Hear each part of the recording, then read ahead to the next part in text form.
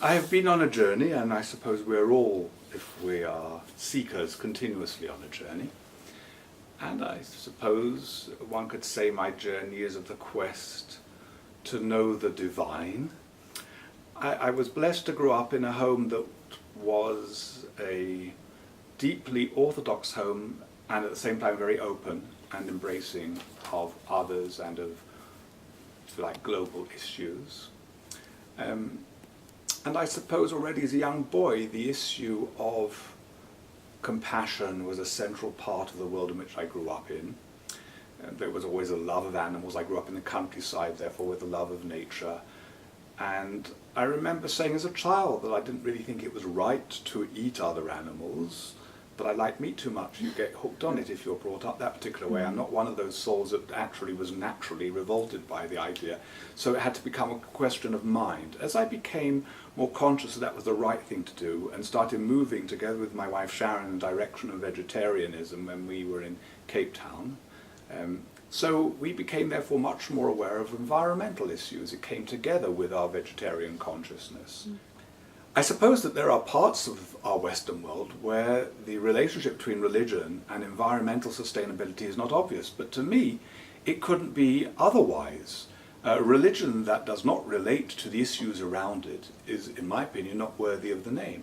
And religious traditions all teach the significance of the cosmos, of the creation, and if we are to leave a sustainable planet for our children and our grandchildren, this is surely an imperative above all of the religious communities that affirm the divine presence behind the world, behind the cosmos, as a manifestation of divine glory. So it's obvious to me that there should be religious engagement in this area, and in fact it surprises me that there are those that don't find it obvious.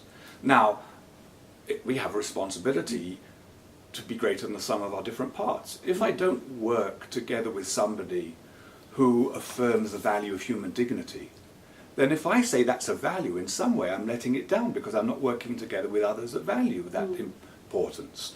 So it's the same with our sustainable development. If I say this is important, that we have to have a clean and healthy planet for ourselves, for our children, for our grandchildren, then I have an obligation to work together with others for this goal, especially those who affirm that the cosmos, the world around us, is a manifestation of the divine. In other words, it's not just practicality, and it is very practical. We've got to have sustainability in our own interest, but it's more than that. It's an affirmation that there is a significance to our cosmos that testifies to a higher reality.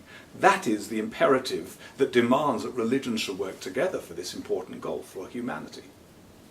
Well, I suppose everything I've been saying is why I see the Interfaith Centre for Sustainable Development to be important. Sustainable development, as we said, is the critical challenge of our times, because if we don't have a home, then there's nothing to be able to put in it.